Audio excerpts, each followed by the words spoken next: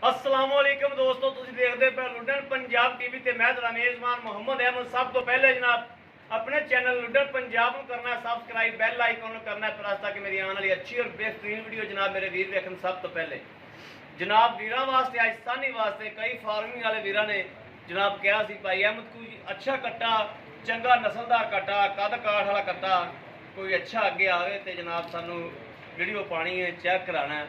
और वीरां वास्ते कट्टा जनाब 7 फुट ते 7 इंच जनाब 5 फुट ते 7 इंच कद जनाब मेरा है। मेरे नालों जनाब कट्टा 4 ਉਂਗਲ ਉੱਚਾ है माशाअल्लाह। और मेरे वीरां ने तसल्ली करनी है, कट्टे की लाम देखनी है, बिल्लियां अखां दे विच और माशाअल्लाह बुੱਥੀ देखनी मेरे वीरां ने, सिंह वेखना है भी जनाब भावें तुसीं आला मुठ दे विच लुको लो। एडे मैं कट्टा कदे भी माशाअल्लाह नवाब कट्टा नहीं वेख्या, नहीं तो कट्टियां दे सिंह जनाब उत्तों आके मुड़े हुंदे ने। मेरे वीरां तसल्ली करनी और छज्जे छज्जे जिहदे जनाब कन्न ने माशाअल्लाह। कद जनाब मैं दूसरी साइड से जनाब खलो के विखाना, यह मझ वेखनी तो कट्टा वेखना भी जनाब कट्टा कित्थे पिया है। यह जनाब कैमरा मारना परली साइड तो आके कि माशाअल्लाह कट्टे का कद किड्डा है और कट्टे का वजूद किड्डा है, कट्टे की लाम माशाअल्लाह एक कट्टी दे विच। और जनाब हर चीज़ की मेरे वीरां तसल्ली कर लेनी, चिट्टियां अखां दे विच माशाअल्लाह। और कल्ली कल्ली आण जनाब कट्टे की नज़र आती पई, यह भी मेरे वीरां ने वेखना है। और इत्थों साफ ज़ाहिर महसूस होता है कि जनाब जी इंशाअल्लाह इन ब्लीड होगी उन्दियां कट्टी भी जनाब थणा की विरल जनाब जी होगी वो विरल जनाब अल्लाह के हुक्म नाल गिठ गिठ दी। और मुरली वेखनी मेरे वीरां ने, हर चीज़ की तसल्ली करनी है, किसी चीज़ का जनाब कोई भी छड़नी नहीं दी भी जनाब कोई कमी कताई रह जाए। एक कट्टी जनाब है मेरे वीरां ने देखना पुट्ठे की, हर चीज़ की जनाब तसल्ली करनी है, लत छत देखनी है। इत्थों रखते इधर जनाब कैमरा मारना है, इत्थों रख के जनाब वीरां ने इस तरीके जनाब कट्टे की थले तक पूरी लोकेशन देखनी कि कट्टा मूँह बोल बोल के की कहता है। छड़ के टोरी माड़ा मूँह मत्थे का जनाब सनप बड़ा और धुनी कोड़ी कोई नहीं। ये जनाब महसूस होता है कि प्योर नीली का आई बरीक चमड़ी जनाब आई कागज रंगी चमड़ी कट्टे की चल करने वाले। और जनाब माशाअल्लाह ना कोई मारे आई राम ना जनाब सील साऊ है, सादा है। यह जनाब मेरे वीरां ने देखना है, हर चीज़ की तसल्ली करनी, मूँह ही कैमरे वालों कर दिंदा। यह मेरे वीरां ने तसल्ली करनी सिंह सुंग की, हर चीज़ की, कद की चंगा कद कबाड़ है। और मेरे वीर बड़े शकीन ने जनाब जिन्होंने रखा है। चौके तो जनाब हुण छिक्का होया है, गोल खुर ने, यह खुरां से भी तसल्ली मार करनी है, गोल खुरां दे विच किसी भी मेरे वीर भरा ने जनाब लेना होवे राबता करना है। चंगा कद कबाड़ है शानदार और जनाब चंगियां कदा वाली जनाब मईयां खुलदियां वीर कोले, चंगियां कदा वाली और सारियां मझां तो जनाब कट्टे का माशाअल्लाह कोई फुट कद उच्चा है। कोई भी मझ इहदे च ऐसी नहीं हैगी जिहड़ी चंगे कद वाली ना हो, और सारियां नालों माशाअल्लाह उच्चा ते लम्मा है माशाअल्लाह। अल्लाह पाक इहदा वीर लै जाए जनाब उनके नसीब च करे।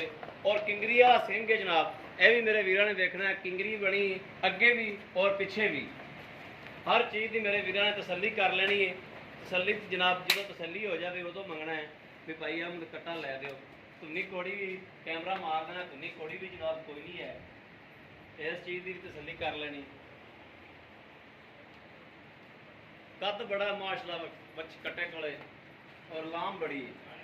बाकी मालक को भी इसकी डिटेल बन देना, कोई गल नहीं जी। आओ हबीब जी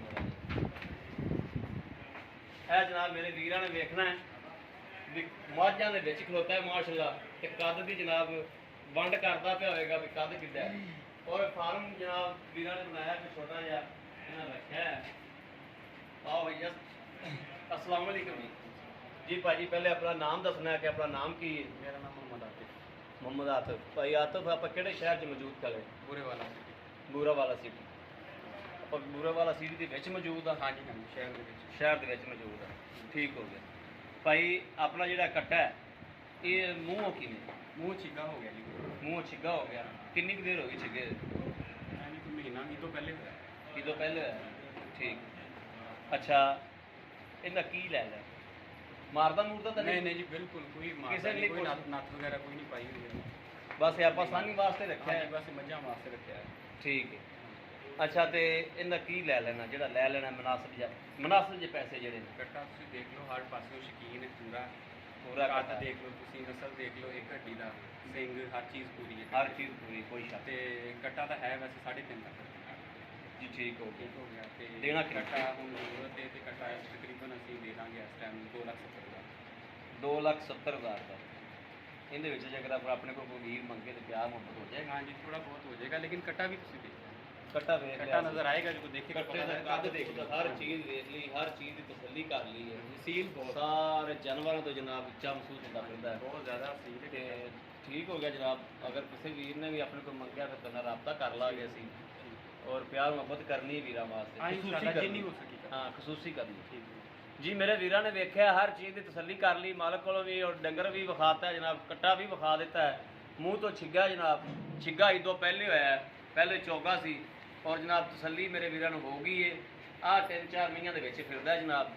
ਕਿਸੇ ਵੀ ਮੇਰੇ ਵੀਰ ਭਰਾ ਨੂੰ ਜ਼ਰੂਰਤ ਹੋਵੇ ਰਾਬਤਾ ਕਰ ਸਕਦੇ ਨੇ। 0307 00 15881 ਇਹੋ ਜਨਾਬ ਆਪਣਾ WhatsApp ਨੰਬਰ ਹੈ, ਇਹੋ ਹੀ ਰਾਬਤਾ ਨੰਬਰ ਹੈ। ਬਾਕੀ ਉਮੀਦ ਕਰਾਂਗੇ ਸਾਡੀ ਅੱਜ ਵਾਲੀ ਵੀਡੀਓ ਮੇਰੇ ਵੀਰਾਂ ਨੂੰ ਪਸੰਦ ਆਵੇਗੀ। ਪਸੰਦ ਆਵੇ ਕਮੈਂਟ, ਲਾਈਕ, ਸ਼ੇਅਰ ਵਾਲੇ ਵੀਰ ਨੂੰ ਜ਼ਰੂਰ ਕਰਦਾ ਰਹਿਣਾ, ਤਾਂ ਕਿ ਤੁਹਾਡਾ ਵੀਰ ਬਾਹਰ ਫਿਰ ਕੇ ਇੰਜ ਦੇ ਜਾਨਵਰ ਜਨਾਬ ਆਪਣੇ ਵੀਰਾਂ ਨੂੰ ਵਿਖਾਉਂਦਾ ਰਹੇ ਔਰ ਲੈ ਕੇ ਦਿੰਦਾ ਰਹੇ। ਬਾਕੀ ਇਸ ਵੀਡੀਓ ਤੁਹਾਡੇ ਵੀਰ ਨੂੰ ਦੇਣ ਇਜਾਜ਼ਤ। ਅੱਲਾ ਨਿਗਹਿਬਾਨ। ਪਾਕਿਸਤਾਨ ਜ਼ਿੰਦਾਬਾਦ। ਇੱਥੇ